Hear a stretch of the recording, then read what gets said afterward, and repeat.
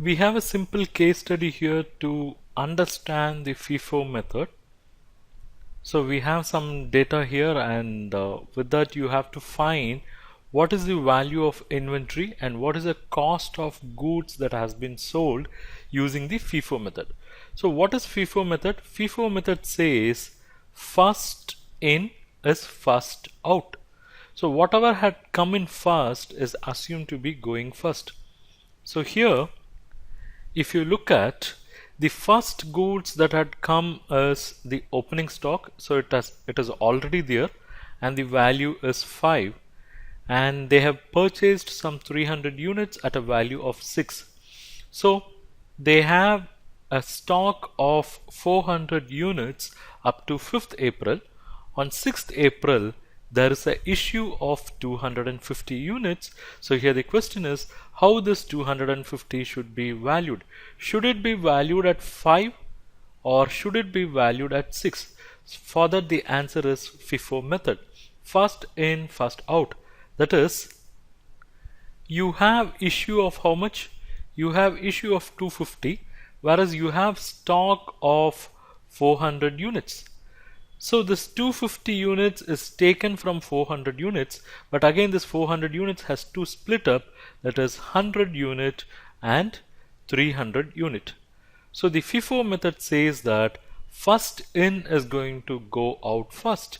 That is 100 unit had come in first, so let 100 unit goes out first. So 100 into 5, and the remaining 150 units should come from, because we are knocking off 100, the remaining 150 units should come from this. So from here you take 150 units. So this second lot is purchased at what rate? It is purchased at 6. So 150 into 6. So this is going to be 500. This is going to be 500, and the balance, whatever is the value, that is say 900. This is the issue value for the sales that had taken place on 6th April. So in this way we have to compute for all. So what we'll do is let us structure this as a stock ledger under FIFO method. We'll do that. We'll write here stock ledger under FIFO method, that is first in, first out. So here I'll write the date. See, on 1st April there was some opening balance, so I'll put that under particulars. So opening balance will start with receipts. What was the quantity we had? The quantity we had on 1st April is 100 units. So the quantity is 100, but of course there was no receipt because it was just an opening balance. So in receipt you don't have any quantity, no rate and no value, and in opening balance you will not have any issue also, no issues. So there also you can just put quantity, rate and value. Then you have balance. In balance you can say the quantity was 100 units. The rate is how much? It was 5 per unit, because we have the information, it is 5 here. Rate is 5 per unit, so the value is going to be 500. So this was the opening balance.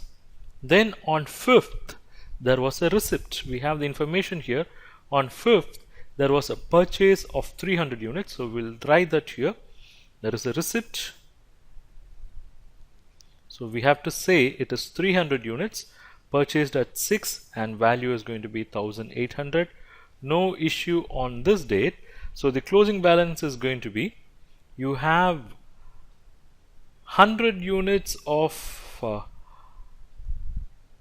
the opening balance, and on 5th you have another 300 units purchased at 6, which is valued at 1800. Then on 6th we understand there is sales. So nothing in receipts, but in issues we understand there is an issue of 250 units. That's what we have discussed here, 250 units, and that 250 units will find its first part from this 100 and second part from this 300. So we'll break them here. So 100, 5, 500, and you need another 150. So 150 at the 6, so 6 and 900. So you have issued. So you had 400 units, of which 250 units had gone. So you are going to have only 150 units with you now, and 150 units is basically this component. So it is 150 into 6, it is 900. Then again on 8th there is a receipt. On 8th there is a receipt. How many units have been received? Let's check. On 8th, 500 units at 7. So we'll write here 500 at 7. Value is 3500, no issue. So the closing stock is going to comprise 156 900, which is position as on 6th, and there is also going to be a closing balance of 500 units at 7, the value being 3500. Then again on 10th there is a sales. On 10th there is a sale. How much? It is 400 units. So we'll write here on 10th there is a sales which is 400 units, so nothing in receipts. So 400 units, will take 150 from here and will take 250 from here. So 150 into 6, which is 900, and 250 into 7, which is 1750. So out of the 650 units, 400 had gone, so we'll have 250 units, and that would basically come from this 507 category. So 250 units, 7 per unit, and it's going to be 1750. Then again on 12th there is a receipt. So I'm not going back to the question, I'll just write the receipt is 600 units, 8, which is 4800, no issue.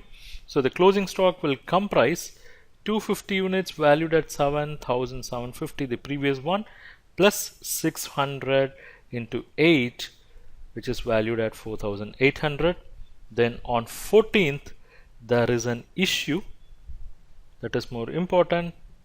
So how many units have been issued? It is 500 units. So we can take this 250 and 250 from here. So 250 into 7, which is 1750, plus another 250, which is valued at 8, so it is 2000. So we had 850 units, of which 500 had gone, and we'll have 350 units with us, and it would be valued at this price, which is 8, so 2800.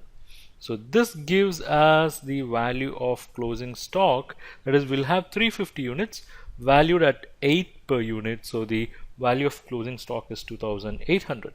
And we should know what is the cost of goods sold. For that we should know what is the opening stock, what is the purchases, and what is the closing stock. Do we know what is the opening stock? Yes, we know what is the opening stock. The value is here. The value of opening balance is here. This is your opening stock.